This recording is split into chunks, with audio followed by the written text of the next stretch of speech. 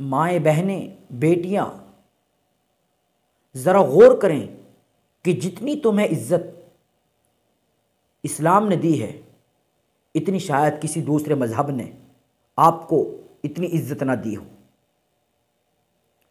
دوسرے مذہبوں کا آپ جائزہ لیں تو جب عورت بیوہ ہو جاتی ہے تو عورت کو کوئی عزت نہیں دی جاتی، اس پر ظلم و زیادتی کی جاتی ہے۔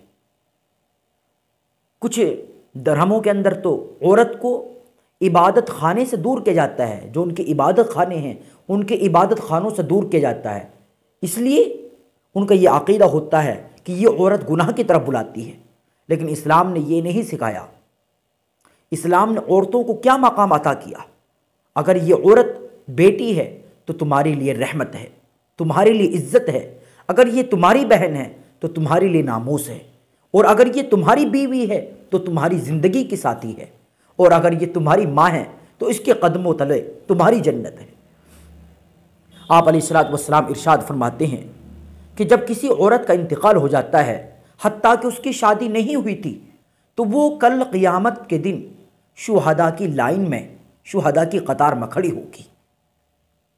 کتنی بڑی فضیلت ہے کہ اگر کسی عورت کا انتقال اس کی شادی سے پہلے ہو جائے تو وہ عورت قیامت کے دن شہیدوں کی لائن میں کھڑی کی جائے گی۔ اس کو ہم دنیا کے اعتبار سے شہید تو نہیں کہیں گے، لیکن اس کو آخرت کے اعتبار سے شہید کا درجہ حاصل ہوگا۔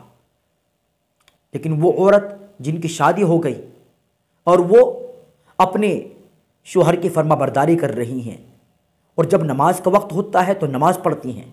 شادی سے پہلے ایک نماز کا ثواب ملتا تھا، لیکن فقہا فرماتے ہیں اب شادی کے بعد اس کو 21 نمازوں کا ثواب ملتا ہے۔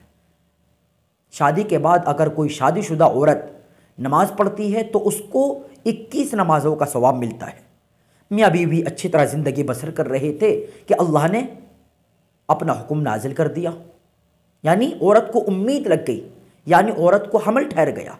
تو حدیث پاک کے اندر آیا ہے کہ جس لمحے اس عورت کو حمل ٹھہرا ہے اللہ رب العزت اسی وقت اس عورت کے پچھلے سب گناہوں کو معاف فرما دیتا ہے۔ عورت کا مقام کتنا بڑا ہے۔ آپ علیہ الصلوۃ والسلام ارشاد فرماتے ہیں کہ جب عورت حاملہ ہو جاتی ہے اور اس کو جب تکلیف ہوتی ہے، یعنی جو اس میں تکلیف میں جو اس کی آواز، مثال کے طور پر ہو کی جو آواز نکلتی ہے، تو اس وقت اللہ فرماتے ہیں اپنے فرشتوں سے، میرے فرشتوں یہ جو میری بندی ہو کی جو آواز نکال رہی ہے اس تکلیف کی آواز کے بجائے، یعنی جو آواز ہو کی نکل رہی ہے اس کے بجائے تم اس کے نامہ اعمال میں اللہ اکبر، سبحان اللہ، الحمدللہ کہنے کا ثواب لکھو۔ اور جب عورت کو پیدائش کے وقت درد ہوتے ہیں جن کو درد ذہ بولا جاتا ہے، جب عورت کو وہ درد ہوتے ہیں تو اللہ کے نبی صلی اللہ علیہ وسلم نے ارشاد فرمایا اس عورت کو ہر درد کے بدلے ایک عربی النسل غلام آزاد کرنے کا ثواب ملتا ہے۔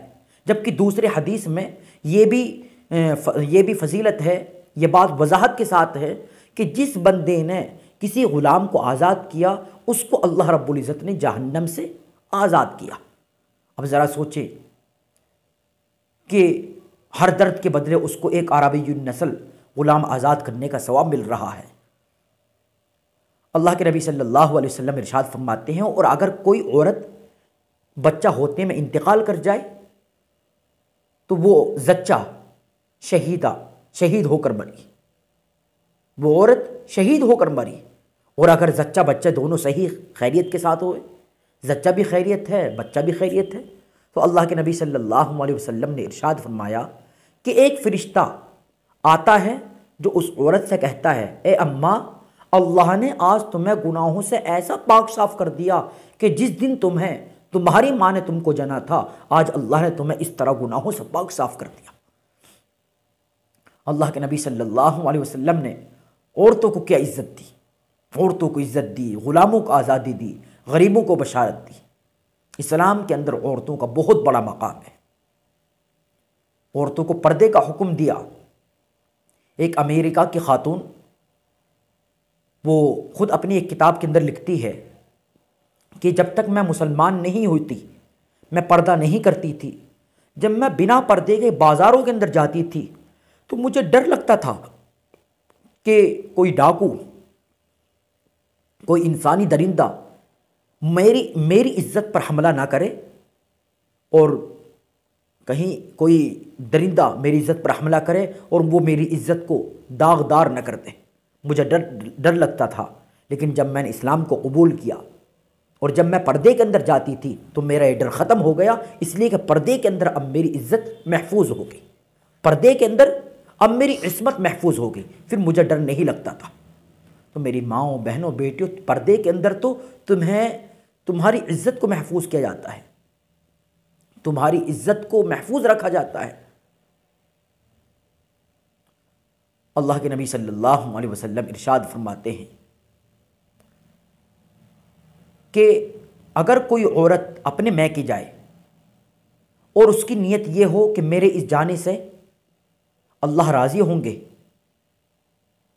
تو اللہ رب ذوالجلال والاکرام اس عورت کے ہر قدم پر 100 نیکی عطا فرمائیں گے، 100 گناہ اس کے معاف فرمائیں گے، اور جنت میں 100 درجے اس کے بلند فرمائیں گے۔ جو عورت اپنے میکے جائے، اپنے ماں باپ کے زیارت کے لیے اپنے ماں باپ کے گھر جائے، نیت کیا ہو کہ میرے اس عمل سے اللہ خوش ہوگا، تو اللہ رب العزت ہر قدم کے بدلے 100 نیکی عطا فرمائیں گے، 100 گناہ اس کے معاف فرمائیں گے، 100 درجے اس کے جنت میں بلند فرمائیں گے۔ لیکن وہ آج کیا نیت ہوتی ہے کہ ہم تو گھر جا رہے ہیں، اور پھر گھر پہنچی، ماں باپ کا دیدار کیا، ماں باپ کی زیارت کی، تو اللہ رب العزت اس کو ہر بار دیکھنے کے بدلے ایک حج یا عمرے کا ثواب اللہ اس کو عطا فرمائیں گے۔ اب ذرا غور کرو میری ماؤں، بہنوں، بیٹیوں، کہ اسلام کے اندر تمہارا کتنا بڑا مقام ہے، کتنا بڑا مرتبہ تمہیں اسلام نے دیا ہے۔